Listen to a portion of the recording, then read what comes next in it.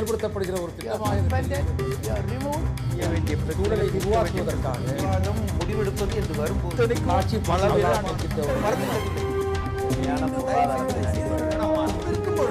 எதிர்த்து பேசிட்டு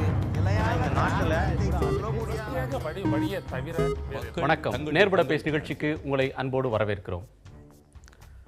டெல்லியில் நிலம் கையகப்படுத்தும் சட்டத்துக்கு எதிராக பாரதிய ஜனதா கட்சி கொண்டு வரக்கூடிய இந்த சட்டத்தை எதிர்த்து பல்வேறு கட்சிகள் போராடும் வேளையில் நேற்று ஆம் ஆத்மி கட்சியின் சார்பில் அரவிந்த் கெஜ்ரிவால் தலைமையில் நடந்த போராட்டத்தில் கலந்து கொண்ட விவசாயி ஒருவர் அந்த மேடையின் அருகிலேயே மரத்தில் தூக்கு போட்டு தற்கொலை செய்து கொண்டார். அந்த தற்கொலை இன்றைக்கு நாட்டையே உலுக்கி இருக்கிறது.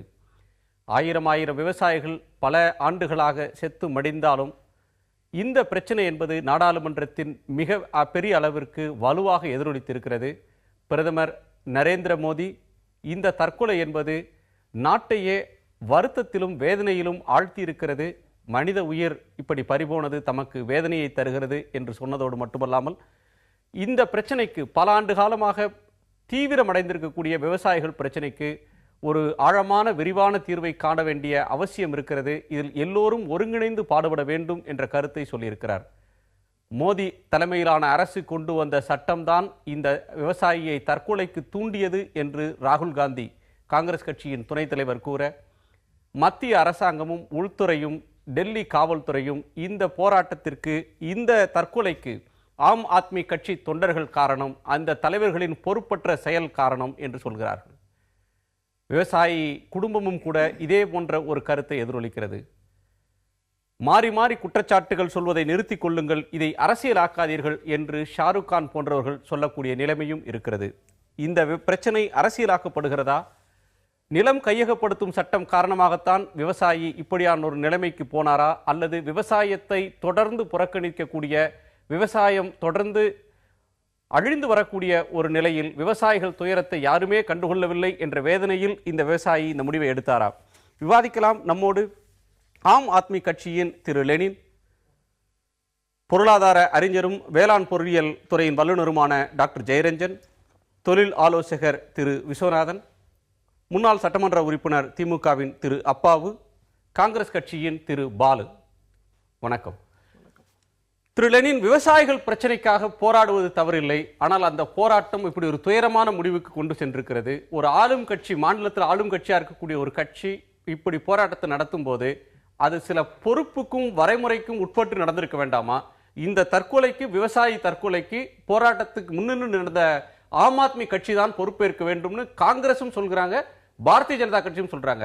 ஆம் ஆத்மி அரசியல் ஆதாயத்துக்காக அந்த தற்கொலையை தடுக்க தவறிவிட்டதா அவங்க தொண்டர்கள்? இல்லை, அது தவறான ஒரு குற்றச்சாட்டு. அதாவது விவசாயி தற்கொலை பண்ணியிருக்கிறது ஒரு நடந்த ஒரு சம்பவம். ஆனால் தினம் தினம் இந்தியாவில் 46 விவசாயிகள் தற்கொலை செய்து கொண்டிருக்கிறார்களே, அதற்கு யார் பொறுப்பேற்பது? நேற்றைக்கு நிலம் கையிடும் மசோதாவை எதிர்த்து அந்த ஆர்ப்பாட்டம் நடைபெறுகிறது. அப்போது இவர் கஜேந்திர சிங் என்பவர், ராஜஸ்தான் மாநிலத்தில் உள்ள ஜலாபர் பகுதியில் உள்ள கஜேந்திர சிங் என்பவர் மரத்தில் ஏற்றிருக்கிறார்.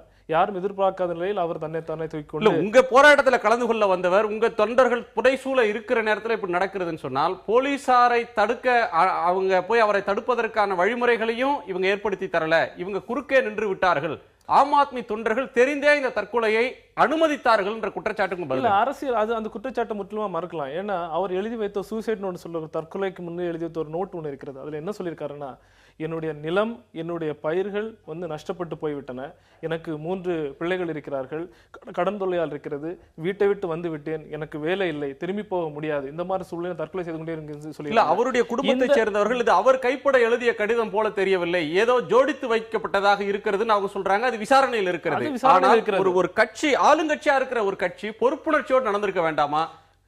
அதாவது நீங்க என்ன பண்ணீங்கன்னா, ஒரு தனிநபர் இப்ப ரோட்ல போறவங்க ஒரு ஆக்சிடென்ட் நடந்துருச்சு, ரோட்ல போற ஆக்சிடென்ட்னா இந்த நடந்துன்னு சொன்ன முதலமைச்சரையோ இல்ல டிரான்ஸ்போர்ட் மினிஸ்ட்ரியை குற்றச்சாட்டு பண்றதுக்கும் அதுல எந்த அவசியமும் கிடையாது, சம்மந்தமும் கிடையாது. எதிர்பாராம நடக்கிற விபத்து மாதிரி இல்லையா இது? நீங்க ஆயிரக்கணக்கானவங்களை திரட்டி ஒரு ஆர்ப்பாட்டம் நடத்துறப்ப அந்த போராட்டத்துல இந்த மாதிரியான விஷயங்கள் நடந்தால் அவர்களை தற்காக்கிறதுக்கு எந்த முயற்சியுமே அங்க வச்சிருந்த மாதிரி தெரியல. ஒரு ஆம்புலன்ஸ் இல்ல, ஒரு மற்ற தீயணைப்பு வாகனம் இல்ல, உடனடியாக அவருக்கு நிவாரணத்துக்கு போறதுக்கு வழிமுறைகள் இல்ல. எதிர்கட்சி காங்கிரஸ் கட்சி சொல்றேன், பாஜக சொல்றது இல்ல, நாங்களும் எதிர்க்கட்சியாக இருந்து போராட்டத்தை நடத்தி இருக்கிறோம், ஆனா பொறுப்போட நடத்தி இருக்கோம் காங்கிரஸ் சொல்லுதே. அந்த பொறுப்பை நீங்க பின்பற்றலன்னு சொல்றாங்க. இல்ல அது தவறான குற்றச்சாட்டு. இது வந்து அரசியல் ரீதியாக ஒரு குற்றச்சாட்டு. ஆம் ஆத்மி கட்சி புதிதாக ஒரு மாநிலத்தில் வந்திருக்கிறது, புதிதாக ஆட்சி அமைச்சிருக்காங்க, முதலா மத்திய அரசாங்கத்தை எதிர்த்து ஒரு போராட்டத்தை மேற்கொள்கிறார்கள்.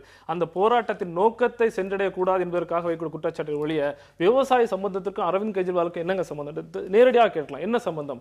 ஒருவர் வருகிறார், போராட்டத்தில் கலந்து கொள்கிறார், தன்னைத்தானே வந்து தூக்கிட்டுக் கொள்கிறார், ஒரு நோட் எழுதி வச்சிருக்காரு, அந்த நோட்ல வந்து எனக்கு இந்த இவ்வளவு பிரச்சனை இருக்குன்னு சொல்லியிருக்காரு. இது வந்து விவசாயியின் மனோநிலையை மட்டும்தான் குறிக்கிறது ஒழிய இது அரவிந்த் கெஜ்ரிவால் மேலேயோ, இன்னைக்கு நம்ம அரவிந்த் கெஜ்ரிவால் சொல்றதை விட இங்க இருக்காம அனைவருக்குமே இந்திய மக்கள், பிரதமர் கூட அனைவரும் அதுக்கு பொறுப்பாவார்கள். ஒரு விவசாயி இப்படி ஒரு சூழ்நிலையை திருபாலு நீங்க காங்கிரஸ் கட்சி இதை வந்து அரசியலாக்க பார்க்கிறது மாதிரி தெரியுது. அதனுடைய துணைத் தலைவர் ஒரு பக்கத்துல ராகுல் காந்தி சொல்றார் இந்த தற்கொலைக்கு காரணம் நிலம் கையகப்படுத்தல் சட்டம்னு, இன்னொரு புறத்துல இந்த போராட்டத்தை பொறுப்போடு நடத்துவதற்கு ஆம் ஆத்மி கட்சி தவறிவிட்டதுன்னு சொல்லி கெஜ்ரிவால் வீட்டு முன்னாடி போய் காங்கிரசும் சேர்ந்து ஆர்ப்பாட்டம் செய்கிறது. இதுல காங்கிரஸ் இந்த பிரச்சனையை அரசியலாக்குறதுன்னு சொல்லலாமா?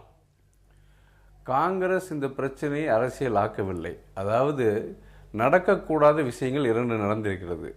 அந்த இடத்துல ஒரு பொது மீட்டிங் ரேலி நடந்திருக்கிறது. அந்த ரேலியிலே பல்லாயிரக்கணக்கான மக்கள் கூடியிருக்கிறார்கள். அங்கே காவல்துறையினரும் இருந்திருக்கிறார்கள். இப்படியாக பலதரப்பட்ட மக்களும் இருந்திருக்கிறார்கள். யாரும் எந்த ஒரு ஆம் ஆத்மியுடைய தொண்டர்களோ வேறு யாரும் எந்த மரத்திலும் ஏறவில்லை. இந்த ஒரே மனிதர் மட்டும் ஏறி இருக்கிறார்.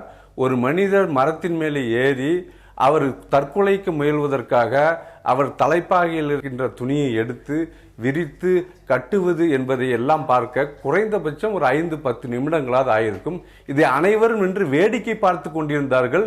அதாவது இன்ஹியூமன், அதாவது மனிதாபிமானமே இல்லாத ஒரு கூட்டமாக அங்கே இருந்திருக்கிறது என்பதுதான் பிரச்சனை. காவல்துறையும் அங்கே இருந்து கொண்டு போராட்டங்கள்ல வந்து இதுக்கு முன்னாடி வன்முறை. தயவு செய்து நான் பேசுவதற்கு முன்னால் நீங்கள் பேசுவது அபாண்டமான குற்றச்சாட்டு நான் பேசிக் கொண்டிருக்கிறேன். நீங்கள் பேசுவது நான் குறுக்கிடவில்லை. அதாவது காவல்துறையும் அங்கே பார்த்து கொண்டிருக்கிறது. ஒரு தனி மனிதன் மேலே ஒரு மரத்தின் மேலே ஏறுகிறார். அதாவது நீங்களே எல்லாரும் common man anybody can think about it. ஒரு ஆளு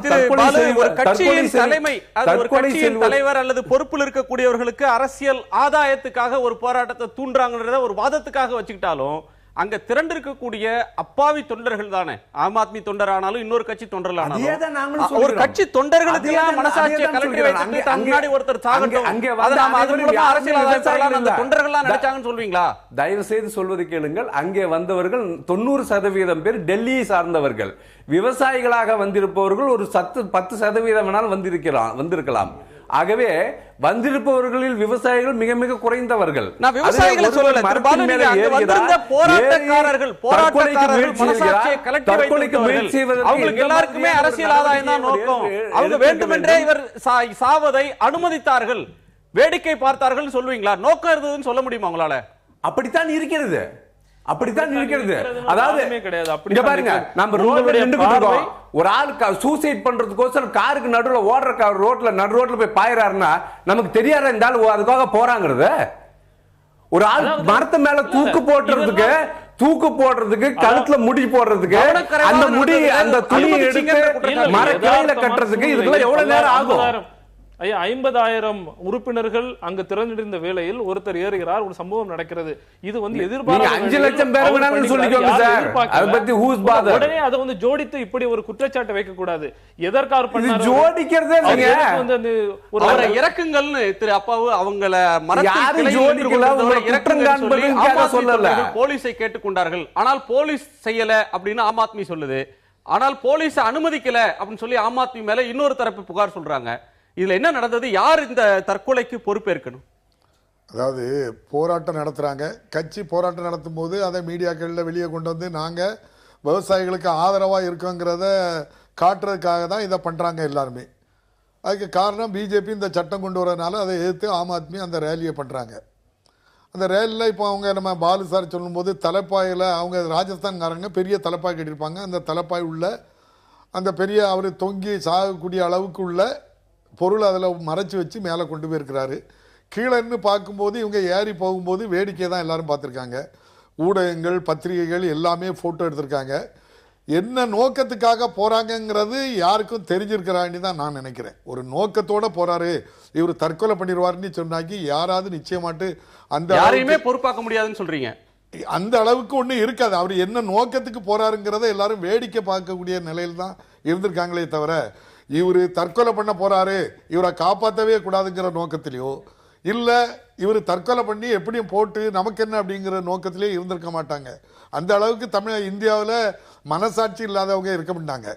போலீஸ் தான் தப்பு அப்படின்னு சொன்னா போலீஸ் பாரதிய ஜனதா போலீஸ் அங்க டெல்லியில் இருக்கிறது ஆம் ஆத்மி போலீஸும் கிடையாது. அதனால யார் மேலேயும் குற்றச்சாட்டு இல்லாம என் மனதில் என்ன தோணுதுன்னா, விவசாயிகள் இந்த நிலையில தான் இருக்காங்க. யாரும் அவங்கள பற்றி கவனிக்கவே இல்லை. கிட்டத்தட்ட ஒரு 20 ஆண்டுகளா நீங்க எடுத்து பார்த்தீங்கன்னா 3 லட்சத்துக்கு மேற்பட்டவங்க தற்கொலை பண்ணியிருக்காங்க. பக்கத்துல சிலோன்ல 20,000 பேர் செத்தாங்க, 50,000 பேர் செத்தாங்கிறத பெரிய இஷ்யூ ஆக்குறாங்க. நமக்கு தினம் சாப்பாடு போடக்கூடிய விவசாயிகளை பற்றி யாருமே எந்த இதுவுமே அவங்கள கவனிக்கவே இல்லை. அதுக்கு பல காரணங்கள் இருக்கு, பல அரசியல்கள் இருக்குது. 50, 51 நீங்க பேசலாம். திரு ஜெயரஞ்சன், இந்த தற்கொலை, இந்த மரணம், விவசாயியுடைய எதிர்பாராத மரணத்துக்கு யார் காரணம் அப்படின்ற வாத பிரதிவாதங்களுக்கு அப்பால் அந்த மரணம் என்பது இந்த நாட்டை உலுக்கி இருக்கிறது, நாடாளுமன்றத்தை உலுக்கி இருக்கிறது. இது ஒரு பெரும் துயரம்னு பார்க்கிற ஒரு பார்வை இருக்கு. இப்ப இந்த துயர நிலைக்கு விவசாயி போனதுக்கு நிலம் கையகப்படுத்தல் சட்டம் தான் காரணம்னு ராகுல் காந்தி சொல்றது மாதிரி அதை அப்படி பார்க்கணுமா? ஆம் ஆத்மி சொல்றது மாதிரியாக அவர் தற்கொலை நோட் ஒன்று வச்சிருந்தாரு பதிவு, அதுல தொடர்ந்து பருவமழை பொய்த்தது, விவசாய கடன் வந்தது, இப்படி பார்க்கிறதா? தொடர்ச்சியாக அடுத்தடுத்து வரக்கூடிய ஆண்டுகள்ல விவசாயம் புறக்கணிக்கப்பட்டது காரணம்னு சொல்றதா? எது காரணம்னு சொல்றது? ஒரு நாட்டினுடைய பொருளாதாரத்தை எடுத்துக்கிட்டோம் அப்படின்னு சொன்னோம்னாக்கா, விவசாயம் ஒரு துறை அப்படின்னு இருக்குனாக்கா, விவசாயம் தவிர்த்த மற்ற துறைகள் இருக்குது. இந்த விவசாயம் துறையில் இருக்கிறவங்க பொருளை உற்பத்தி பண்ணி அவங்களே சாப்பிட்டுட்டு அவங்களே இருக்காங்கிறது கிடையாது. விவசாயத்தை சாராமல் இருக்கக்கூடிய துறைக்கும் அவங்க தான் உணவுப் பொருளை வழங்குறாங்க. அந்த உணவுப் பொருளை வழங்கிட்டு அவங்களுக்கு தேவையான இடுபொருள்களை மற்ற துறைகள்லேருந்து வாங்கிக்கிறாங்க. அப்போது எந்த விதத்தில் இந்த பண்டமாற்று நடைபெறுது அப்படிங்கிறது தான் அவங்களுடைய வாழ்க்கை நல்லா இருக்கா நல்லா இல்லையா அப்படிங்கிறத தீர்மானிக்கக்கூடிய ஒரு சங்கதி. என்ன அப்படின்னு கேட்டிங்கன்னா, ஒரு மூட்டை நெல் இருக்குது அப்படின்னு சொன்னால் என்ன விலைக்கு அவங்க விற்கிறாங்க மற்றவர்களுக்கு, அதே போல் அவங்க ஒரு மூட்டை உரம் வேணும்னா என்ன விலைக்கு வாங்குறாங்க. இது ரெண்டும் என்ன விகிதத்தில் மாற்றிக்கொள்ளப்படுகிறது, கைமாற்றிக்கொள்ளப்படுகிறது அப்படிங்கிறத தீர்மானம் பண்ணக்கூடியது டேர்ம்ஸ் ஆஃப் ட்ரேட்னு சொல்கிறது. Terms of trade between agriculture and industry. அதாவது எந்த விகிதத்தில் பண்டங்கள் மாற்றப்படுகின்றன ஒரு துறைக்கும் மற்றொரு துறைக்கும், அதுதான் தீர்மானிக்கும். எப்படி அப்படின்னு கேட்டிங்கன்னாக்கா, விவசாயம் நல்லபடியாக இருக்கா நல்லபடியாக இல்லையா அப்படிங்கிறது. காலங்காலமாக எப்படி நடைபெற்று கொண்டு இருக்கிறது அப்படின்னு கேட்டிங்கன்னாக்கா, விவசாயம்தான் பிரதானமான தொழிலாக இருந்திருக்குது ஆரம்ப காலத்தில் எல்லா பொருளாதாரத்துலையுமே. அப்படி மற்ற துறைகள் வளரணும் அப்படின்னு சொன்னோம்னா, விவசாயத்தில் வரக்கூடிய சர்ப்ளஸ் என்று சொல்லக்கூடிய உபரியை அவங்க உறிஞ்சி எடுத்தால் தான் மற்ற துறைகள் வளர முடியும். அப்போது டேர்ம்ஸ் ஆஃப் ட்ரேட் என்ன செய்யணும் அப்படின்னு கேட்டிங்கனாக்கா, அப்பப்போ சன்னமாக அதுக்கு எகென்ஸ்டாக மாற்றிக்கிட்டே இருக்கணும், விவசாயத்துக்கு எகென்ஸ்டாக மாற்றிக்கிட்டே இருக்கணும். இப்போ இந்தியாவை எடுத்து பார்த்தோம் அப்படின்னு சொன்னோம்னாக்கா, இந்த டேர்ம்ஸ் ஆஃப் ட்ரேட் எப்படி நடந்துகிட்டு இருக்கு, எப்படி விவசாயத்துக்கு மற்ற துறைக்கும் எப்படி நடந்துகிட்டு இருக்கு அப்படின்னு கேட்டிங்கன்னா, 1950 எடுத்து பார்க்குறோன்னு வச்சுங்களேன், ஒரு 80-90 வரைக்கும் அது ஃபேவரபுளாக போயிட்டுருக்கு. டேர்ம்ஸ் ஆஃப் ட்ரேட் போயிட்டு இருக்கும்போது என்ன செய்கிறாங்க அப்படின்னு கேட்டிங்கன்னாக்கா, 90க்கு பிறகுதான் விவசாயிகளுடைய பிரச்சனை தீவிரமானதுன்னு சொல்லுவீங்களா? இல்லை, டேர்ம்ஸ் ஆஃப் ட்ரேட் கண்டினியூஸாக நெகட்டிவாக போகுது. அதுக்கப்புறம் நீங்கள் நடுவில் ஒரு 4 வருஷம் மறுபடியும் பாசிட்டிவாக வந்தது. அந்த மறுபடியும் UPA 1 வந்தபோது மறுபடியும் நெகட்டிவாக போச்சு. 95 UPA 2 ஆரம்பிச்சதுக்கப்புறம் மறுபடியும் பாசிட்டிவ் ஆக ஆரம்பிச்சிது. ஆனால் இப்போ சமீப காலத்தில் 3 வருடமாக மறுபடியும் நெகட்டிவில் போயிட்டுருக்குது. அதனால தான் இந்த கிரைசிஸ் அதனுடைய அந்த கிரைசிஸ் யாரும் பூடகமாக தான் தெரியுமே தவிர நேரடியாக நம்மளால் சொல்ல முடியாது. அப்போது என்ன அப்படின்னு கேட்டிங்கன்னா, இந்த நல்ல வேலை நமக்கு கிடைக்கல அப்படின்னு சொன்னாக்க தனித்தனியாக தான் விவசாயி சொல்லுவாங்க. என்ன சொல்லுவாங்க, எங்கள் பொருளுக்கு நல்ல விலை கிடைக்கலன்னு சொல்ல தெரியும் அவங்களுக்கு, அல்லது உரத்தின் விலை ஏறி போச்சுன்னு சொல்ல தெரியும், அல்லது வானம் பொய்ச்சு போச்சு தண்ணி இல்லைன்னு சொல்ல தெரியும். அப்படி தான் சொல்ல தெரியுமே தவிர இதனுடைய கூட்டு விளைவு என்ன அப்படின்னு கேட்டிங்கன்னா, அவங்க உற்பத்தி பண்ணுற பொருளுக்கு அவங்களுக்கு சரியான விலை கிடைக்குது, இதுவும் அது ஒரு ரிலேட்டிவாக பார்க்கும்போது கிடைச்சிது அப்படின்னு சொன்னாக்கா, இந்த கஷ்டங்கள்லாம் தாண்டி வரக்கூடிய சக்தி அவங்களுக்கு இருக்கும். அந்த சக்தி இல்லாதனால என்ன ஆகுது அப்படின்னு கேட்டிங்கனாக்கா, எப்போல்லாம் இந்த கிரைசிஸ் வருதோ அப்போல்லாம், இப்போது ஒருத்தர் இந்த தடவை கிரைசிஸ் இருக்குது அப்படின்னாக்கா இன்றைக்கி செத்து போகிறதுன்னு அர்த்தம் கிடையாது. என்னென்னா கடன் வாங்குறாங்க, கடன் வாங்கும்போது அந்த கடனை திருப்பி செலுத்த முடியாத ஒரு காலகட்டம் வருது. அந்த காலகட்டம் வரும்போது தான் அவங்க அதுக்கு அதை நோக்கி அவங்க தள்ளப்படுறாங்க. அதை யார் எழுதி வச்சுட்டு இதனால தான் செத்து போயிட்டோம் அதனால தான் செத்து போயிட்டோம் நம்ம சொல்கிறது அவ்வளவு சரி. அப்போ இந்த விவசாயியோட தற்கொலையை ஒரு தூண்டப்பட்ட ஒன்றாகவோ அல்லது தற்செயல் நிகழ்வாகவோ நீங்கள் பார்க்கல? இல்லை, நம்ம ஒரு பக்கம் செத்து போகிறாங்க, ஏன் இவ்வளோ பேர் செத்து போகிறாங்கன்னு தான் நம்ம இதை பார்க்குறோம். ஏன் பார்க்குறோம் அப்படின்னு கேட்டிங்கனாக்கா, இது என்ன எந்த விகிதத்தில் இவங்க மாற்றி பொருளை மாற்றுறாங்க, அவங்களுக்கு லாபம் போய் சேருதா சேரலையா அப்படின்ட்டு. இது பார்க்கும்போது நெகட்டிவாக வருது அப்படிங்கும்போது நமக்கு எல்லா காரணமும் தெரியுது. என்ன தெரியுது அப்படின்னு கேட்டிங்கனாக்கா, ஆகா இப்படி தான் நடக்குது. இது ஏன் அப்படின்னு கேட்டிங்கனாக்கா, இப்போ சிச்சுவேஷன் அசஸ்மெண்ட் சர்வேன்னு ஒன்று பண்ணுறாங்க. 5 வருஷத்துக்கு ஒரு தடவை 6 வருஷத்துக்கு ஒரு தடவை விவசாயிகள் என்ன நிலவரத்தில் இருக்காங்க அப்படின்னு பார்க்குறதுக்கு.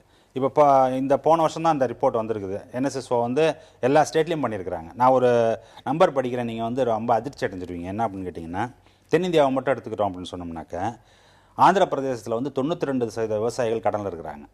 தெலுங்கானாவில் 89% பேர் கடனில் இருக்கிறாங்க. தமிழ்நாட்டில் 82% விவசாயிகள் கடனில் இருக்கிறாங்க. கர்நாடகாலையும் கேரளாலையும் 77% பேர் கடனில் இருக்கிறாங்க. அப்படின்னா ஏன் அந்த கடன் வருது அப்படின்னு கேட்டிங்கன்னா, கண்டினியூஸாக அந்த மாதிரி நெகட்டிவ் டேர்ம்ஸ் ஆஃப் ட்ரேட் இருந்தது அப்படின்னு சொன்னாக்கா, கடன் வாங்குறத தவிர உங்களுக்கு வழி கிடையாது. இல்லாட்டி அவங்களால சஸ்டைன் பண்ண முடியாது. அடுத்த வருஷம் அவங்களால பயிரை உற்பத்தி பண்ண முடியாது, அதை விற்க முடியாது. விற்கும் போதெல்லாம் அந்த கடனில் தான் போய் திரும்ப விழுந்துகிட்டே இருப்பாங்க. அதாவது நேற்று நடந்தது ஒரு சம்பவமாக தான் நம்ம வந்து பார்க்கணும். வந்துட்டு சார் சொல்கிறாங்க மாதிரி அது வந்து மேக்ரோ எக்கனாமிக் வியூன்னு சொல்லுவாங்களே, வந்துட்டு இப்போ அதாவது பொருளாதார ரீதியாக பார்க்குறது வந்து இன்னொரு கண்ணோட்டம். நேற்று நடந்த ஒரு சம்பவம் அரசியலாக்கப்படுகிறது வந்து துரதிருஷ்டவசமான ஒரு உண்மை, நம்ம நாட்டில் நடந்த ஒரு உண்மை. அதாவது பார்த்தீங்கன்னா, இப்போ சார் சொன்னீங்க தமிழ்நாட்டில் 82% விவசாயிகள் வந்து கடனில் இருக்காங்கன்னு. அதை விட இன்னும் நீங்கள் ஆழமாக பார்த்தீங்கன்னா, ஒவ்வொரு விவசாயம் 47,000 ரூபாய் கடனில் இருக்காங்க. சிறு குறு விவசாயிகள் வந்து 47,000 ரூபாய் ஒவ்வொருத்தர் கடனில் இருக்காங்க. இவர்கள்லாம் எப்படி பண்ணுவாங்க? 6 மாதத்துக்கு விளைச்சல், அந்த 6 மாதத்தினுடைய குடும்பத்தை நடத்த வேண்டும், வாழ்க்கை நடத்த வேண்டும், இன்னும் பிள்ளைகளை படிக்க வைக்க வேண்டும். என்ன பண்ண முடியும்? வந்துட்டு அதற்காக தான் தள்ளப்படுகிறாங்க. திரு விஸ்வநாதன், இந்த தற்கொலை அப்படின்றது, நீங்க டெல்லியில ஒரு பாலியல் வன்முறை ஒரு பெண் மீது நடந்தது, நாடு தழுவிய அளவில் பெண்களுடைய பாதுகாப்பு அப்படின்ற ஒரு விஷயம் ஒரு தேசத்தின் பிரச்சனையாக பேசப்பட்டுச்சு. நீங்க 2012 மகாராஷ்டிராவில் மட்டும் 3337 விவசாயிகள் தற்கொலை செய்து கொண்டாங்க. அரசின் புள்ளிவிவரத்தின்படி NCRB ரெக்கார்டு படி பார்த்தீங்கன்னா, இந்தியா முழுக்க 2011 ஒரே ஆண்டுல 14,027 பேர் இறந்த புள்ளிவிவரம் இருக்கு. அப்போதெல்லாம் ஈர்க்காத ஒரு தேசிய கவனம் இன்றைக்கு குவிஞ்சிருக்கு. இன்னைக்கு எல்லோரும் சேர்ந்து இந்த பிரச்சனையை கண்டிக்கிற ஒரு நிலைமையை பார்க்கிறோம். இந்த விவசாயியுடைய தற்கொலையின் மூலமாக அவர் இந்தியாவுக்கு என்ன செய்தியை சொன்னார்னு நினைக்கிறீங்க? இப்போ 2 விதமான அணுகுமுறை இதில் இருக்குது. ஒன்று, ஒரு முக்கியமான ஒரு குடும்பத்தில் தலைவர், 3 குழந்தைகள் இருக்கிறவர், ஒரு வீட்டில் கிடைக்கிற கல்யாணத்துக்கு போக வேண்டியவர், டெல்லி வந்துட்டு அங்கே இறந்து போயிட்டாருங்கிறது மிகவும் வருந்தத்தக்க ஒரு விஷயம். இதில் இதை விட வருந்தத்தக்க விஷயம் என்னென்னா, இந்த பணத்தை போட்டுட்டு நம்ம வியாபாரம் பண்ணுறோங்கிற அளவில் அரசியல் கட்சி எல்லாம் சேர்ந்து இதை அரசியல் நோக்கத்தோடு இதை அணுகிறாங்க. இது வெளியிலேருந்து நம்ம பார்க்குற போது இது பாருங்கள் என்ன ஈஸியாக. இப்போ பாருங்கள், ஏற்கனவே ஒரு கொந்தளிச்சிட்டு இருக்கிற ஒரு சூழ்நிலை, எல்லா கட்சிகளும் ஒரு நிலை இப்படி ஒரு துயரம் நடக்கிறப்போ ஒரு அரசியல் போராட்டத்துல இந்த முடிவு வருது. அரசியல் கட்சிகள் அரசாங்கத்தை கண்டிக்க மாட்டாங்களா? இந்த விவசாயிகள் பிரச்சனையை நீங்க வந்து பிரெசிபிடேட் பண்றீங்க, அதை ஏன் தீர்வு காணலன்னு சொல்லி எதிர்கட்சிகள் கேட்காதா? குணசேகரன், நீங்க ஒரு நாடாளுமன்றத்தில் உறுப்பினரா இருக்கீங்கன்னு வச்சுக்கீங்களா, அதை பேச மாட்டீங்களா? எந்த ஒரு பிரச்சனையை நம்ம அரசியல் ஆக்கல சொல்லுங்க. மாநிலத்தில் சரி, ஒரு அரசியல் கட்சி இதை பேசலன்னா, உங்களை மாதிரி இருக்கக்கூடியவங்க விமர்சகர்கள் என்ன சொல்லுவீங்க? நாட்டுல விவசாயிகள் துயரம் இவ்வளவு பெருசா இருக்கு, தலைநகர்ல ஒரு போராட்டம் நடக்கிறப்ப அந்த போராட்டத்துல ஒரு விவசாயி தற்கொலை செய்து மாண்டு போகிறார், இதை கூட நாடாளுமன்றத்தில் பேச மாட்டீங்களா? நீங்க கேட்க மாட்டீங்களா? நீங்க எந்த விஷயத்துல நம்ம பண்ணல சொல்லுங்க. ஒரு சினிமா போடலாமா வேண்டாங்கிறதுல இருந்து ஆரம்பிச்சு தமிழ்நாட்டிலே எடுத்துக்கங்க. அரசியல் ஆக்காத விஷயம் என்ன ஒண்ணு சொல்லுங்களேன் பார்க்கலாம். அரசியல் கட்சிகள் என்று கட்சியை தாண்டி அரசியல்ன்றதே தப்பான சொல்ல இல்லையே. ஒரு மக்கள் நலனுக்காக செய்யறது அரசியல் தான், விவசாய நலனுக்காக பேசுறதும் அரசியல் தானே. பல ஆண்டுகளாக நாங்க பார்த்து வர ஒரு சூழ்நிலையில இப்ப இருக்கிற அரசியல்கள், முதல் கட்சி மீடியாவும் உண்டு, ஊடகத்துக்கும் இதில் பங்கு உண்டு. நீங்க தினம் சாயங்காலம் பார்த்தீங்கன்னா சந்தைக்கடை மாதிரி ஏதாவது ஒரு பொருளை எடுத்துட்டு அதை சண்டை போடுறதுங்கிறது ரொம்ப சாதாரணம் ஆயிடுது. இதை கொஞ்சம் விலகி நின்று இதோட அடிப்படை நான் 2 விஷயம் சொல்றேன் பாருங்களேன். இப்போ நீங்க ஒரு விவரம் கொடுத்தீங்க. 2011 1,35,585 பேர் சூசைட் பண்ணிட்டு இருக்காங்க, தற்கொலை பண்ணிட்டு இருக்காங்க. 2011 இதுல விவசாயத்துக்கு காரணமாக காட்டி பண்ணவங்க 14,207. அதாவது ஒரு 9 விழுக்காடுன்னு ரஃபா வச்சுக்கோங்க. இப்போ நீங்கள் எடுத்துட்டீங்கன்னா சாதாரணமாக எடுத்தீங்கன்னா, நம்ம இப்போ சமீபத்தில் நிறைய எடுத்துங்களேன், ஒரு பெரிய சீஃப் இன்ஜினியர் ஒருத்தர் தற்கொலை பண்ணிக்கிறார், ஒரு IAS அதிகாரி ஒருத்தர் தற்கொலை பண்ணிக்கிறார், IITயில் ஒரு தற்கொலை பண்ணிக்கிறாங்க. தற்கொலை பண்ணிக்கிறது உலக அளவில் சாதாரண நடக்கிற ஒரு விஷயம். இது வருந்தக்கூடிய விஷயம்னு சொன்னீங்கன்னா கூட மன உளைச்சல் வேறு காரணங்கள்னால, இது பணம் இல்லை, இந்த காரணம் விவசாயம் தீர்த்து போச்சுங்கிறதுனால இல்லை. நீங்க மொத்த கணக்குல பாத்தீங்கன்னா 9 விழுக்காடு தான் விலை வருது. ஒரு பெரிய ஆட்டோமொபைல் இண்டஸ்ட்ரியுடைய நீங்க மனிதாபிமானமே இல்லாம பேசுறீங்களோன்னு தோணுது. அப்படி நீங்க சொல்லலாம். இல்ல, ஒரு தற்கொலையை வந்து நீங்க அவ்வளவு 14,027 பேர் ஒரு ஆண்டுல விவசாய பிரச்சனைக்காக தற்கொலை செய்து கொண்டாங்க. உலகம் முழுக்க விவசாயிகள் தற்கொலை செய்து கொள்வது இயற்கைதான். வெவ்வேறு துறையை சேர்ந்தவங்க, பொறியாளர் சாகுறாரு, ஐஐடி காரர் சாகுறாரு, ஒரு ஐஏஎஸ் ஆபீசர் சாகுறாரு. இத மாறுதல பாருங்க. 1,35,580 கன்சர்னோட பார்க்க வேண்டாமா? எப்படி மாத்தி பார்க்கிறது? இது ஒரு மனிதாபிமானத்தோட பார்க்க வேண்டாமா? ஏன் அந்த விவசாயிகள் அவ்வளவு பேர் இப்படியான ஒரு துயரமான முடிவுக்கு போறாங்க நம்ம பார்க்க வேண்டாமா? சிறு தொழில் நடத்துறேன்னா சிறு தொழில் நடத்துறவங்க எவ்வளவு பேர் தற்கொலை பண்ணிக்கிறாங்கன்னு உங்ககிட்ட புள்ளிவரம் இருக்குதா? அதுக்கு இந்த மாதிரி குரல் கொடுக்குறீங்களா? அரசியலா இது சில விஷயங்கள் ஆக்குறதுனால இது பூதாகாரமா வெடிக்கிறது. எளிமையான அடிப்படை காரணம் பாருங்க. ஒரு அரசாங்கத்தின் கொள்கை முடிவுகளால, பணம் தட்டுப்பாட்டினால, பருவமழை பொய்த்து போகிறதுனால, தன் முயற்சி எல்லாம் செய்தும் அந்த விவசாயத்தினுடைய பலன் அவனுக்கு கிடைக்காம போகிறான்னா இது வந்து ஏன் பேசுறீங்க, இது ஏன் விவாதிக்கிறீங்கன்னு கேக்குறது மாதிரி இருக்கு. நீங்க எல்லா துறையிலும் ஆறுது இதுக்கு அதையும் முக்கியத்துவம் எல்லாவற்றையும் விவாதிக்க வேண்டியதா? ரஞ்சன், இது எப்படி பார்க்கறீங்க? இதை எப்படி பார்க்கறது அப்படின்னு கேட்டீங்கன்னா, அதாவது ஐயா என்ன சொல்றாங்கன்னாக்கா, ஒரு பொருளாதார நடவடிக்கைன்னு எடுத்தோம்னா லாபமும் சரிதான், நஷ்டமும் சரிதான். நஷ்டம் வந்தா செத்து போறதுன்னா செத்து போட்டோம், அதனால என்ன பண்ண முடியும்? இல்ல எல்லாம் உலகம் செத்துட்டு இருக்கான். அவங்க அதான் சொல்றாங்க, உலகம் ஃபுல்லா செத்துட்டு இருக்கான், இவனும் செத்து போறான், மத்தவங்க எல்லாம் பேசாம இதை மட்டும் ஏன் பேசுறீங்கன்னு கேக்குறாங்க. அது இல்லைங்க, இது அடிப்படை காரணத்தை பார்க்காம இதை மட்டும் அடிப்படை காரணம் என்னங்கறத இப்ப சொன்னோம். என்ன சொன்னோம் இல்லைங்க, டர்ம்ஸ் ஆஃப் ட்ரேட் வந்து நெகட்டிவா போயிருக்குது, அதனால தொடர்ந்து வந்து அவங்க நஷ்டத்தை சந்திக்கிறாங்க. இவ்வளவு பேர் வந்து கடன்ல இருக்காங்கங்கறத நம்ம சொல்றோம். அதனாலதான் வந்து இப்ப அதனால இல்ல அப்படின்னு ஐயா சொல்றாங்க. சொன்னா எதனால அவங்க எல்லாம் ரொம்ப சுபிட்சமா இருக்கிறதுனால அவங்களுக்கு தற்கொலை பண்ணிக்கணும் ரொம்ப ஆசையா இருக்குது, எக்ஸிஸ்டென்ஷியல் கிரைசிஸ் வந்துருக்கு, பிலோசாபிக்கல் பொசிஷன் எடுத்துறாங்கன்னு சொல்றாங்களா? ஏன் இப்படி இருக்குன்னு ஏன் பேச மாட்டேங்கிறீங்க? சொல்லுங்க, நீங்க சொல்லுங்க. அடிப்படையா சொல்றீங்களே, 2 ஏக்கர் நிலம் ஆவரேஜ் நம்ம ஊர்ல தமிழ்நாட்டில் ஒரு விவசாயிக்கு இருக்கிறது ஆவரேஜ் சராசரியா இருக்கிறது 2 ஏக்கர். நான் விவசாயத்தில் ஈடுபட்டிருக்கிறவன். 2 ஏக்கர் நிலத்துல உங்களுக்கு நல்ல வருமானம் கிடைச்சதுன்னா 40,000 ரூபாய் கிடைக்கும். ஒரு ஃபேமிலிக்கு மாதம் 3,000 ரூபா கிடைக்கும் அப்படின்னு வச்சுக்கோங்க. இந்த 3,000 ரூபாயில் என்ன விவசாயம் பண்ண முடியும்? என்னோட கூட வாங்க விவசாயம் காமிக்கிறேன். மன்மோகன் சிங் அவர்கள் சொன்னதான் நீங்க சொல்றீங்களோன்னு எனக்கு ஞாபகம் இல்லைங்க. விவசாயத்தை சார்ந்து இருக்காதீங்க, விவசாயம் லாபகரமான தொழில், நிறைய பேர் அதை விட்டு வெளியேறணும்னு சொல்றாரு. அந்த கருத்தை தான் நீங்க சொல்றீங்க. உலகம் முழுக்க 100க்கு 100% 200 ஆண்டுக்கு முன்னால விவசாயத்தில் இருந்தான்.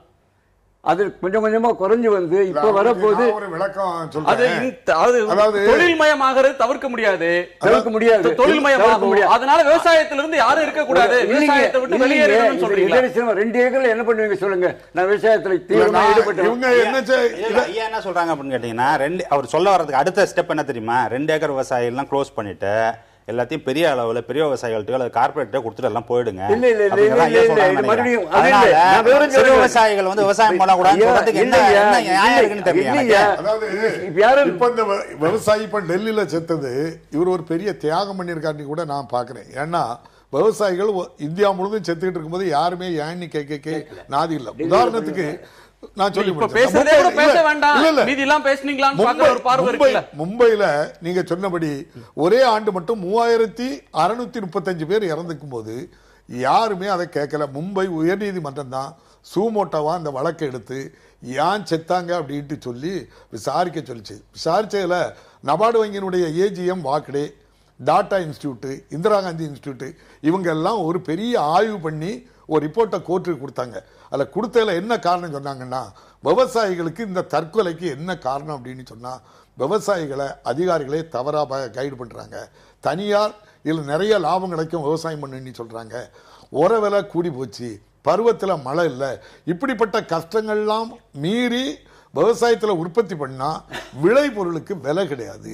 இப்படிப்பட்ட சூழ்நிலையில தான் அவன் ரொம்ப நெருக்கடியில் சொத்தை விற்று என்ன செய்கிறான், கடனை அடைக்க முடியல, உடனே சொத்தை விற்று கடனை அடைக்கிறான். அப்படி ஒரு வருஷத்தில் மட்டும் 14 கோடி பேர், 14 கோடியே 40 லட்சம் பேர் சொத்தை விற்று கடனை அடைச்சிட்டு, கடனையும் அடைக்க சொத்தை விற்றும் கடன் அடைக்க முடியாத நிலையில தான் விவசாயி மானத்தோட வாழ்றவன் அவன் தான் அந்த தற்கொலைக்குள்ள ஒரு முடிவுக்கு அப்பந்தான் வரானே தவிர அது வரைக்கும் அவன்கிட்ட அந்த எண்ணம் இல்லை.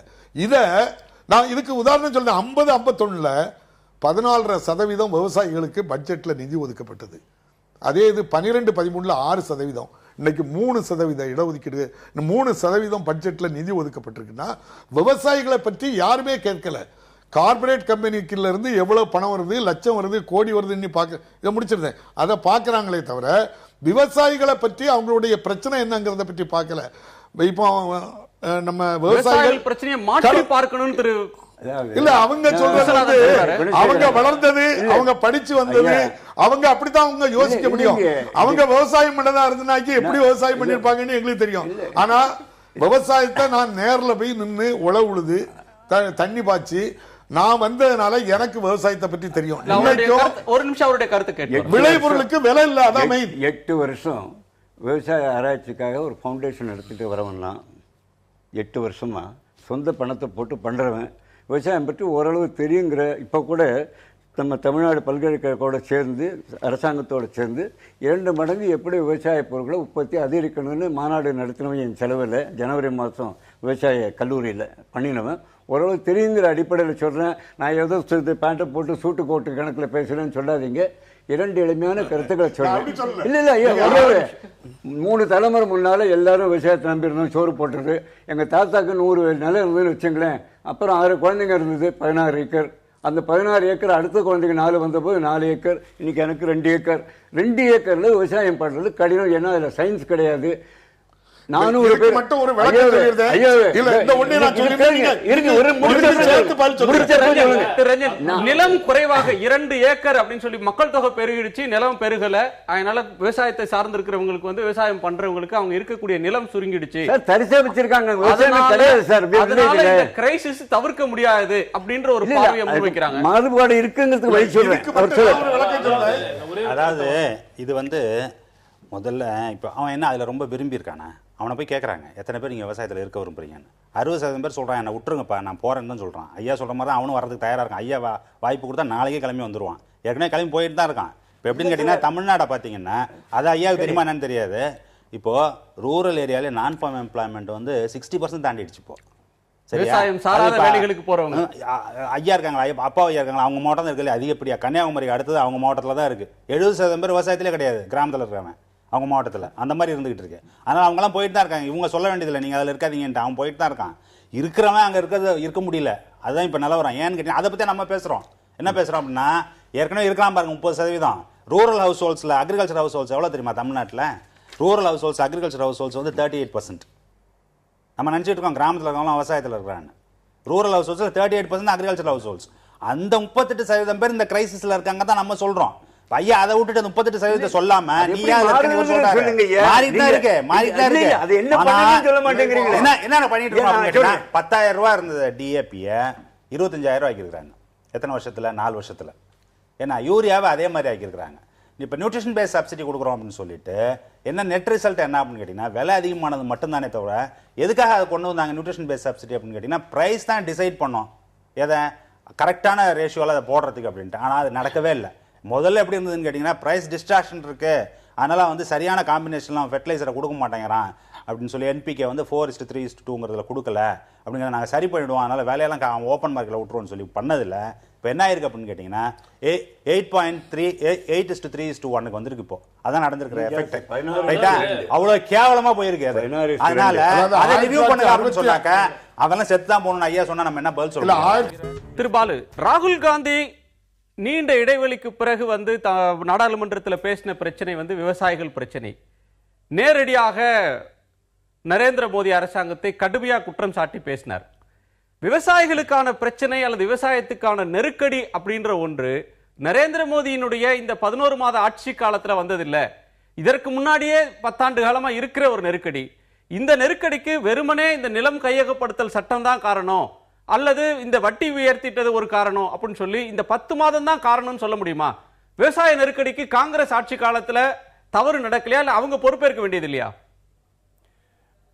காங்கிரஸ் ஆட்சி காலத்தில் 1998 2004 வரைக்கும் 15,000 தற்கொலைகளாக இருந்தது. 18,000 வாஜ்பாய் காலத்தில் 2004 வரைக்கும் ஆயிடுச்சு. 2004க்கு அப்புறம் அது கிராஜுவலாக குறைந்து 2010 வந்து 13,000 குறைஞ்சது. அதுக்கப்புறம் இது வந்து இந்த கிராஃப் வந்து 18,000க்கு மேலே போகாமல் மறுபடியும் இறங்குனதுக்கு காரணமே மன்ரேகா திட்டத்தினால், ஊரக வளர்ச்சி வேலைவாய்ப்பு உத்தரவாத திட்டத்தின் கீழே இந்தியாவில் இருக்கிற கிட்டத்தட்ட 30 கோடி விவசாயிகள், விவசாய தொழிலாளர்கள் குறைந்தபட்சமாக 100 நாட்களுக்காக வேலை கிடைக்க செய்து 100 நாட்களிலே குறைந்தபட்சம் 70 ரூபாயில் ஆரம்பித்து இறுதியாக யூபிஏ அரசாங்கம் காங்கிரஸ் அரசாங்கம் கீழே இறங்குகிற நேரத்தில் 130 ரூபாய் கொடுக்கப்பட்டது. அதாவது குறைந்தபட்சம் வருடத்திற்கு ஒரு 12,000 13,000 ரூபாய் வரைக்கும் ஒரு விவசாய கூலி தொழிலாளருக்கு கிடைப்பதற்கான வழிவகை செய்ததினால்தான் இந்த தற்கொலைக்கான முயற்சி எண்ணங்கள் குறைவாக நிகழ்ந்தது. திருபாலு நீங்க கிராமப்புற வேலை வாய்ப்பு திட்டம் பல ஆண்டு காலம் ஆகிறது. 2012 2 ஆண்டுக்கு முன்னால் மத்தியிலும் காங்கிரஸ் ஆட்சி, மாநிலத்திலும் காங்கிரஸ் ஆட்சி இருந்த நேரத்தில் மகாராஷ்டிரால மட்டும் 3,337 விவசாயிகள் தற்கொலை செய்திருக்காங்க. விதர்பா பகுதியில மட்டும் அவ்வளவு பேர் 3,000க்கும் மேற்பட்டவங்க இறந்திருக்காங்க. நீங்க விவசாய தற்கொலை கிராமப்புற வேலை வாய்ப்பு திட்டம் மட்டுமே விவசாய தற்கொலை இது காட்டுது. நான் கேட்ட பாயிண்ட்க்கு வர்றேன். அதாவது அதிகமாக விவசாயிகள் இறப்பதற்கு தற்கொலை செய்வதற்கு காரணம் 2 காரணம். தேசியமயமாக்கப்பட்ட வங்கிகளில் இருந்து அவர்களுக்கு கடன் நிதி உதவி கிடைக்காமல் போனதும், இந்த விவசாயிகள் தனியாரிடமிருந்து மீட்டர் வட்டி கந்து வட்டி மூலமாக பணத்தை பெற்று நிதியை பெற்று அதை கட்ட முடியாமல் அது 100 ரூபாய் வாங்கியது 10,000 பல்கி பெரியது. இதன் மூலமாக அவர்கள் திருப்பி கட்ட முடியாது. இப்படிப்பட்ட பல சூழ்நிலைகள் காரணமாக கந்து வட்டிக்காரர்கள்ட்ட போகிற நிலைமை இருக்குதுன்னா அதை தடுக்க வேண்டிய கடமை மத்திய மாநில அரசுகளுக்கு இல்லையா? 10 வருஷம் ஆட்சியில் இருந்த உண்மை இல்லைன்னு சொல்லவே கிடையாது. ஆனால் மகாராஷ்டிராவில் நடந்த தற்கொலைக்கு 2-3 காரணங்கள் உண்டு. ஒன்று கந்து வட்டி காரணம், இன்னும் ஒன்று வறட்சி, மூன்றாவது இறக்குமதி செய்யப்பட்ட அதாவது DNA மாறுதல் செய்யப்பட்ட விதைகளை பயன்படுத்தியதன் காரணமாக காட்டன் பயிர்கள் அதாவது பருத்தி பயிர்கள் ஃபெயிலியர் ஆனதன் காரணமாக இது மாதிரி 2-3 காரணங்களாக அங்கே தற்கொலைகள் அதிகமாக நடந்தது. இதுதான் காரணம் மகாராஷ்டிராவில் நடந்ததுக்கு. இன்னொரு காரணம் இருக்கு. மகாராஷ்டிராவில் நடந்த அந்த மும்பை நீதிமன்றம் ஒரு டைரக்ஷன் கொடுக்கு, ஜாயிண்ட் பார்லிமெண்ட் கமிட்டி அமைச்சு அவங்க ஆய்வு பண்ணி இந்தியா முழுவதும் எதனால விவசாயிகளுக்கு இந்த பாதிப்பு, அதுக்கு நம்ம என்ன செய்ய வேணும் அப்படின்னு சொல்லி ஒரு ஏற்பாடு பண்றாங்க. 67ல் 1 கோட்டை நெல், அதாவது 140 கிலோ நெல் 100 ரூபா, 1 பவுன் தங்கம் 100 ரூபா. அன்னைக்கு C&D குரூப்பில் வேலை பார்க்க ஒரு பணியாளருடைய சம்பளம் 100 ரூபா அன்னைக்கு 67ல். 51ல் $1 1 ரூபா அந்த டைரக்ஷன்ல இருந்து. எதுக்குன்னா அன்னைக்கு 55% GDPயில் விவசாய உற்பத்தி இருந்தது, 17% தான் தொழிற்சாலை மூலம் வந்தது, 28% சர்வீஸ் செக்டர் மூலம். வெறும் 15% தான் விவசாய உற்பத்தி வருது, 28% தொழிற்சாலையில இருந்து வருது, 57% எங்க சர்வீஸ் செக்டர்ல இருந்து வந்ததுனால எங்க விவசாய உற்பத்தி கூடுதோ அந்த நாட்டில தான் பணத்தினுடைய மதிப்பு கூடும். இன்னைக்கு சைனாவில் ஐயா சொன்னாங்க, இவன் 2 ஏக்கரை வச்சு எப்படி செய்ய முடியும் அப்படின்னு சொல்றாங்க. இன்னைக்கு இந்தியாவில் சராசரி விவசாயினுடைய விளை நிலம் 1.5 ஹெக்டேர். ஆனால் அதே இது சைனாவில் வெறும் 0.41 ஹெக்டேர் தான், அதாவது 1/2 ஹெக்டேருக்கும் கம்மியா இருக்கு. ஆனா உற்பத்தி மிக அதிகமாக இருக்கு. அதோட மட்டும் உற்பத்தி அதிகம் இருக்கிறதுனால சைனாவில் அதனுடைய மதிப்பு, பணத்தினுடைய மதிப்பு கூடுறதுனாலதான் அந்த நாடு இன்னைக்கு பொருளாதாரத்துல முன்னேறி இருக்கு. இத தமிழ்நாட்டிலயோ இந்தியாவிலயோ யாரும் கவனிக்கல. கடந்த யூபி அரசாங்கத்திலே 44,000 கோடி ரூபாய்கள் விவசாயிகள் வாங்கிய கடன்கள் தள்ளுபடி செய்யப்பட்டன. 1 ரூபாய் 2 ரூபாயில 44,000 கோடி ரூபாய்கள், 75,000 கோடி 75,000 கோடி தள்ளுபடி செய்யப்பட்டது. தமிழ்நாட்டில் தலைவர் கலைஞர் தான் முதல்ல 7,000 கோடி தள்ளுபடி பண்ணாரு. மாநிலத்தில் பணம் இல்ல, அவ்வளவு பணமும் மத்தியில இருந்து. தயவு செய்து சொல்வதை கேளுங்க சார். UPA 1 UPA 2 நான் பிரிச்சு சொல்லிக்கிட்டு இருக்கேன். ஏன் அவசரப்படுறீங்க? ஒரே ஒரு மாநிலத்திலிருந்து நீங்க எதுவுமே தரல, எல்லாமே மத்தியில இருந்து வந்த சலுகைகள் தான். 2ல தான் இந்த 75,000 கோடி ரூபாய் தள்ளுபடி செய்யப்பட்டது. என்ன பேசவே விட மாட்டேன், நீங்களே பேசிக்கிட்டு இருந்தீங்கன்னா என்ன அர்த்தம்? உங்களால ஒண்ணும் பண்ண முடியாது. மாநிலத்தில் என்ன பண்ணுவீங்க? மத்தியில இருந்து பணம் கொடுத்தா தானே பண்ணுவீங்க. மத்தியில இருந்து கொடுத்த காசு தான் கொடுக்குறீங்க. 25 கிலோ அரிசி சும்மா கொடுக்குறாங்க, எங்க இருந்து கொடுத்து? மத்தியில இருந்து கொடுக்குற அரிசியில் தான் கொடுக்குறீங்க. இந்த விவசாயிகளுக்கு ஒரு எச்சரிக்கை மணியை ஆட்சியாளர்களுக்கு, அது மாநில ஆட்சினாலும் மத்திய ஆட்சினாலும் இந்தியாவில் ஒரு மிகப்பெரிய கிரைசிஸ் விவசாயத்துக்கு இருக்கு அப்படின்ற எச்சரிக்கை மணி அடிச்சிருக்கு அப்படின்னு பார்க்கிறதா உண்மை. இன்னொரு பக்கத்துல மகாராஷ்டிரா ஆந்திரால மட்டும்தான் விவசாய தற்கொலை, கர்நாடகா சில பாக்கெட்ஸ்ல மட்டும் இருக்கு அப்படின்ற நிலைமையை கடந்து நாடு முழுக்க இது ஒரு பெரிய பிரச்சனையா இருக்கு. இதை கவனிக்க தவறிட்டீங்க, இதை கவனிங்கன்னு மத்திய அரசுக்கு சொல்லுதுன்னு பார்க்கணும். முதல்ல சொல்றது ரொம்ப உண்மை. ஏன்னா இது ரொம்ப நாளா கவனிக்கப்படாமல் இருக்கிற ஒரு விஷயம். முக்கியமாக இதில் அடிப்படையாக பண்ணுறது நம்முடைய உற்பத்தி திறன் ரொம்ப குறைஞ்ச அளவில் இருக்குது. ஐயா என்னமோ சின்ன வழக்கில் பறையா பண்ணுறான்னு சொல்கிறாரு. நம்ம உற்பத்தி திறன் ஒரு சின்ன எளிய உதாரணம் சொல்கிறேன். 10,000 கிலோ சோளம் எடுக்கிறோம் அமெரிக்காவில் ஒரு ஏக்கருக்கு, நம்ம 800 கிலோ எடுக்கிறோம். 80 டன்னு தக்காளி எடுக்கிறோம் கலிஃபோர்னியாவில், நம்ம 5 டன் எடுக்கிறோம். இஸ்ரேல் 200 டன் எடுக்கிறோம். அடிப்படை காரணம் இல்ல, அடிப்படை காரணம் நான் கேட்கிறேன், தெளிவா கொடுங்களேன். அதாவது ஒரு விவசாயி வந்து குறைவான இடம் இருக்கு, அது பிரச்சனைன்றீங்க. இரண்டாவது அம்சம் உற்பத்தி திறன், ப்ரொடக்டிவிட்டி இல்லைன்னு சொல்றீங்க. ப்ரொடக்டிவிட்டி இல்லாம போனதுக்கு விவசாய காரணமா, அல்லது ப்ரொடக்டிவிட்டி என்ஹான்ஸ் பண்றதுக்கு மத்திய மாநில அரசுகள் அவங்களுக்கு உதவி இருக்கணுமா வேண்டாமா? அதாவது அடிப்படையா உங்களுக்கு சயின்ஸ் வேணும், ஒரு மண் இருக்குன்னு வச்சுங்களேன், மண்ணை பரிசோதனை பண்ணிட்டு தான் விவசாயத்தில் இறங்கணும். 4 விழுக்காடு தான் மண்ணை பரிசோதனை பண்ணிட்டு விவசாயத்தில் இறங்குறேன். எனக்கு உடம்பு சரியில்லை வச்சுங்களேன், ரத்த பரிசோதனை பண்ணுறேன், எனக்கு என்ன சாப்பிடணும் சாப்பிடக்கூடாதுன்னு அதனுடைய அடிப்படையில் பண்ணுறேன். மண் அதே மாதிரி ஒரு ஆர்கானிக் ஐட்டம். மண்ணை நீங்கள் பரிசோதனை பண்ணி அதில் எவ்வளோ நைட்ரஜன் இருக்குது, பாஸ்பேட் இருக்குது, பொட்டாஷ் இருக்குன்னு பண்ணி, மைக்ரோநியூட்ரியன்ட் எவ்வளோ இருக்குன்னு பண்ணி மாற்றி பண்ணி வீட்டிலேயே ஒரு பண்ணையை வச்சுக்கிட்டு அல்லது ஆய்வகம் வச்சு பண்ணிக்க முடியுமா? 2 ஏக்கர்ல அதை பண்ண முடியாத கூட சேர்க்கிறேன். அதுக்கு ராஜஸ்தான்லயும் ஒரே ஒரு எக்ஸ்டென்ஷன் சர்வீசஸ் ஒன்று இருந்தது. அந்த extension services world bank recommend பண்ணான்னு சொல்லி அது ஸ்கிராப் பண்ணாங்க. ரொம்ப முயற்சி பண்ணி ஸ்கிராப் பண்ணி அதை ஒழிச்சு கட்டிட்டு இப்போ என்ன பண்ணியிருக்காங்க அப்படின்னு கேட்டிங்கன்னா, டெக்னிக்கல் இன்புட் எல்லாம் யார் கொடுப்பான்னாக்கா உரம் வியாபாரம் யார் பண்றாங்களோ அவங்க தான் டெக்னிக்கல் இன்புட் கொடுக்குறது. என்ன சொல்றாங்க தெரியுமா, அப்படியே டர்ன் பண்ணி அதெல்லாம் இல்லாம போச்சு, இவன் அன்சைன்டிஃபிக்கா பண்ணாது. காரணம் யாரு? என்ன பாலிசி நம்ம என்ன பண்றோம் சொல்லியா, நம்ம ஊர்ல சொல்லி என்ன பண்ணனும் பாலிசி கொடுத்துறணுமா? ராஜஸ்தான் பஞ்சாப்ல விவசாயி மேல குற்றச்சாட்டு நான் என்ன சொல்றேன்னா, விவசாய விளைபொருள் உற்பத்தி பண்ணதுக்கு ஒரு பொருள், ஒரு கோட்டை நெல் உற்பத்தி பண்ணதுக்கு எவ்வளவு செலவாகுது அப்படின்னு சொல்லி வேளாண் யூனிவர்சிட்டி வச்சிருக்கீங்க, அரசு நிர்ணயம் பண்ணுங்க.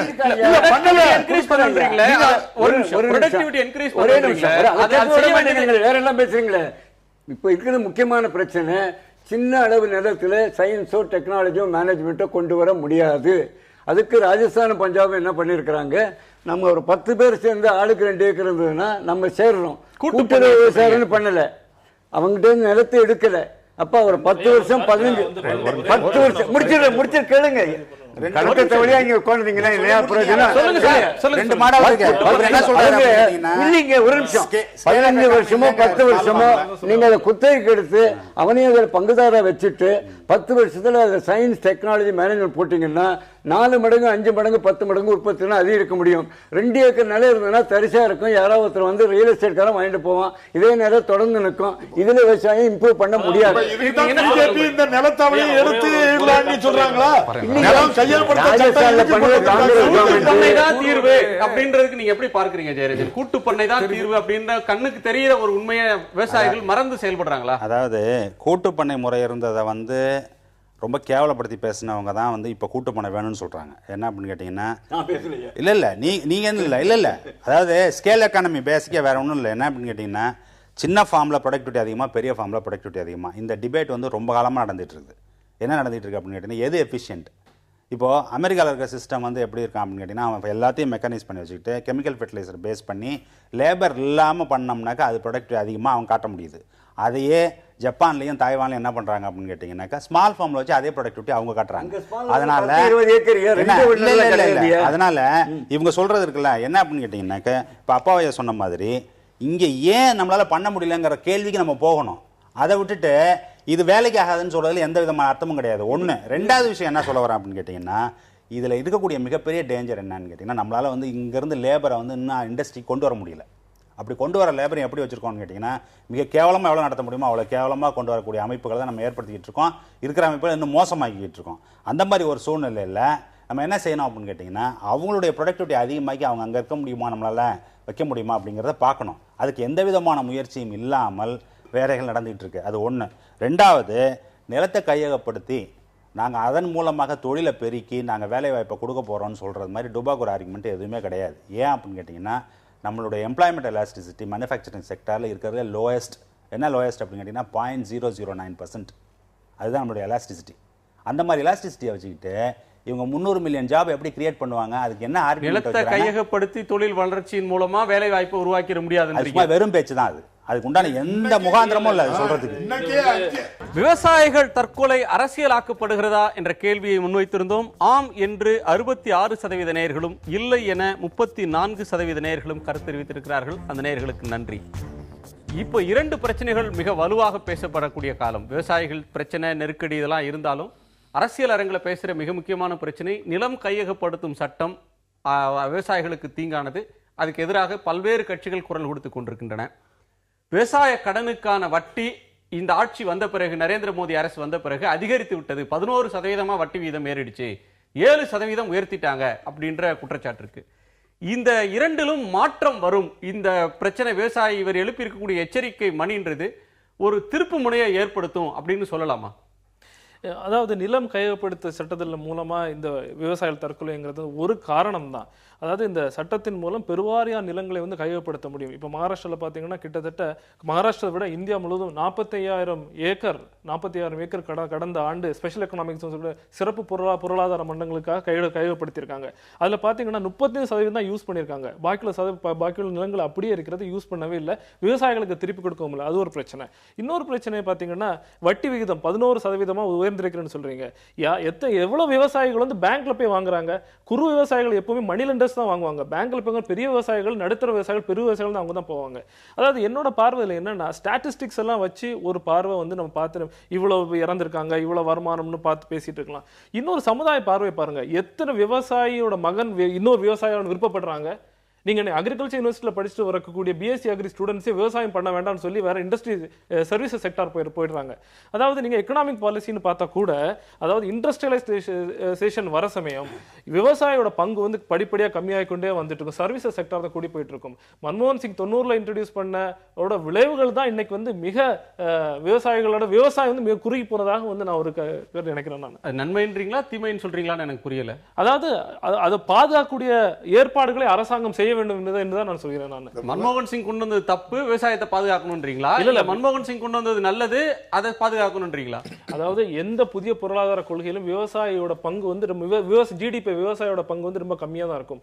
அதற்காக கம்மியா இருக்காங்க நெக்லெக்டட் செக்டர் அதை விடக்கூடாது. தவிர அவர்களுக்கு எவ்வளவு பயிருக்கு செலவாக அரசாங்கம். உங்களுடைய நிறைவு கருத்தா என்ன சொல்ல விரும்புறீங்க? மத்திய அரசின் போக்கில் மாற்றம் வருமா? இந்த சட்டத்தை கைவிடுவாங்களா? மத்திய அரசின் போக்கிலே மாற்றம் நிச்சயமாக இருக்காது. ஏனென்றால் அவர்கள் கார்ப்பரேட் கம்பெனிகளுக்கு கொடுத்த வாக்குறுதிகளை நிறைவேற்றுவதுதான் அவர்களுடைய தலையாய கடமையாக நினைத்திருக்கிறார்கள். இந்த நாட்டிலே எத்தனை ஆயிரம் எத்தனை லட்சம் விவசாயிகள் தற்கொலை செய்து கொள்கிறார்கள், மரணத்தை எட்டுகிறார்கள் என்பதை பற்றியெல்லாம் அவர்களுக்கு கவலை இல்லை. உதாரணத்துக்கு ஒன்று சொல்ல வேண்டுமானால், வெஸ்ட் பெங்காலிலே, மேற்கு வங்காளத்திலே சிங்கூர் நிலம் வந்து இஷ்யூ நடந்தது. டாடா கம்பெனிக்கு, கார் கம்பெனிக்காக கொடுத்த நிலம் மக்களுடைய போராட்டத்தின் காரணமாக அங்கிருந்து டாடா கம்பெனி வெளியேறியது. எப்படி அது வெளியேறிய கம்பெனியை மோடி அவர்கள் குஜராத்துக்கு ரெட் கார்பெட் போட்டு வரவழைத்து கிட்டத்தட்ட 1100 ஏக்கரை ஒரு ஏக்கர் 1 லட்சம் ரூபாய் என்கின்ற விதத்திலும், அதைவிட 1 ரூபாய் என்கிற விதத்தில் நான் தருகிறேன் என்று அவர்களை வரவழைத்தது எப்படி? இப்பொழுது அந்த கார் தொழிற்சாலையிலிருந்து எத்தனை ஆயிரம் கார்கள் உற்பத்தி செய்யப்படுகின்றன, எத்தனை லட்சம் பேருக்கு வேலை வாய்ப்பு அளிக்கப்பட்டிருக்கிறது என்று இது மாதிரி பார்த்தீர்களானால், பாரதிய ஜனதாவை பொறுத்த வரைக்கும் அவர்கள் கார்ப்பரேட்டுக்காக ஆள வந்திருக்கிறார்கள். கார்ப்பரேட்டுக்காக. ஆகவே காங்கிரஸை பொறுத்தவரையும் நாட்டுக்காக கார்ப்பரேட் தேவையா, கார்ப்பரேட்டுக்காக நாடு தேவையா என்றால், காங்கிரஸை பொறுத்தவரை நாட்டின் வளர்ச்சிக்காக கார்ப்பரேட்டுகள் தேவை. ஆனால் பிஜேபியை பொறுத்தவரையில் கார்ப்பரேட்டின் வளர்ச்சிக்காக நாடு மக்களும் பலி கொடுப்பதற்கு பிஜேபி தயாராக இருக்கிறார்கள். சுருக்கமா உங்களுடைய கருத்தை பதிவு செய்யுங்க. உங்களுடைய கருத்தை சுருக்கமா. அதாவது விவசாய நிலத்தை மத்திய அரசு எடுக்கிறது ஒரு தவறான கொள்கை அடிப்படையில் அதை எடுத்துக்கிட்டு இருக்கிறாங்க. இந்த விவசாயிகளை பாதுகாக்கணும் அப்படின்னு சொன்னால் 2006 தலைவர் கலைஞர் வாங்கின கடன்லாம் ரத்து பண்ணும் அப்படின்னு சொல்லி 7000 கோடி ரூபாய் கடனையும் தள்ளுபடி பண்ணி 89 இந்தியாவிலே முதலாக விவசாய பம்பு செட்டுகளுக்கு இலவச மின்சாரம் 20 லட்சம் பேர்களுக்கு கொடுத்த காரணத்தினால் ஓரளவுக்கு தமிழ்நாட்டில் இந்த விவசாயிகள் இன்னும் உயிரோட்டமாக இருந்து கொண்டிருக்கின்றார்கள். இதற்கு ஒரு முடிவு வர வேண்டும் என்று சொன்னால் தளபதி அவர்கள் அருமையா சொல்லியிருக்காங்க. சுருக்கமா. இந்த மாதிரி நான் உடனே முடிச்சிருந்தேன். இந்த தமிழகத்தில் ஆட்சியில் இருக்கின்ற இந்த அரசு விவசாயிகளை பற்றி எந்த விவசாயிக்கு விரோதமாக மத்திய அரசினுடைய நடவடிக்கைகளை கண்டிக்கவில்லை. இப்போது ஒரு விவசாயி டெல்லியிலே இறந்திருக்கின்றார். இதன் மூலமாவது இந்த அரசு திருந்த வேண்டும். திருந்தவில்லை என்று சொன்னால் 2016 இந்த நிலம் கையகப்படுத்துவது சில கண்டிஷனோட வரவேற்கத்தக்கது என்று சொல்ல நான் விரும்புகிறேன். ஏன்னா இன்னைக்கு எல்லா அர்பனைசேஷன் பாக்கி எல்லாத்துக்கும் சேர்ந்து எடுத்துட்டு இருக்கிற நிலம் 4% தான். மொத்த நிலத்தில் தொழிலுக்காக பாக்கி எல்லா சேவைக்காக எல்லாம் எடுத்துட்டு இருக்கிறது 4 விழுக்காடு தான். இது ஒரு பெரிய சமாதானம் இல்லை. சந்திரமண்டலத்திலிருந்தோ இல்லை செவ்வாய் கிரகத்திலிருந்தோ வந்து இங்கே தொழில் நடத்த முடியாது. இதற்கு உண்டான சட்ட திட்டத்தைகளை மறைமுகப்படுத்திட்டு நான் ஒரு சின்ன உதாரணம் கொடுக்குறேன். நேரம் இல்லை, அதனால இப்போ ஒரு இருங்காட்டுக்கோட்டை சிறுபெரும்புதூர் எடுத்துங்க. விளை நிலம் 2 ஏக்கரில் அவனுக்கு 30,000 சம்பளம் இல்லாமல் இருந்தான் வருஷத்துக்கு. இன்னைக்கு அங்கே இருக்கிற அவனுடைய குழந்தைகளுக்கு 40,000 மாதம் சம்பாதிக்கிறான். நன்றி திரு. தொழிற்சாலையினால அது வந்தது. சரி, இந்த தொழிற்சாலைனால ஐயா வரும்னு சொல்கிறாரு. அதுக்கு வராதுங்கிறதுக்கு கம்ப்யூட்டர் அண்ட் ஆடிட்டர் ஜெனரல் கொடுத்துருக்காரு ரிப்போர்ட் 2014. என்ன அப்படின்னு கேட்டிங்கன்னா, ஸ்பெஷல் எக்கனாமிக் ஜோனுக்காக இவங்க கையகப்படுத்திய நிலங்களில் அவங்க ப்ராஜெக்ட் ப்ரப்போசலில் கொடுத்த எத்தனை பேருக்கு வேலை கொடுப்போம்னு சொன்னதில் 66% 98% வரைக்கும் அவங்க வேலை கொடுக்கலங்கிறது தான் அவங்க சொல்லியிருக்கிற குறிப்பு. அதை வச்சு பார்க்கும்போது இவர்கள் வெறும் மிராஜ் தான் காட்டுறாங்க. என்னன்னு கேட்டிங்கன்னா, ஒரு என்னது காணல் நீரை காட்டிட்டு இருக்காங்களே தவிர உண்மையில் நடக்கலைங்கிறது தான் இது வரைக்கும் இருக்கிற வரலாற்று பாடம் நமக்கு. நன்றி, மீண்டும் சந்திப்போம். நன்றி நேயர்களை, மீண்டும் சந்திப்போம். நன்றி, வணக்கம்.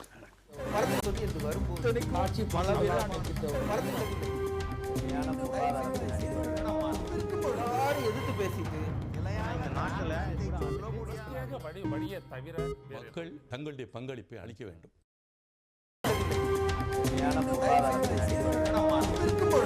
எதிர்த்து பேசிட்டு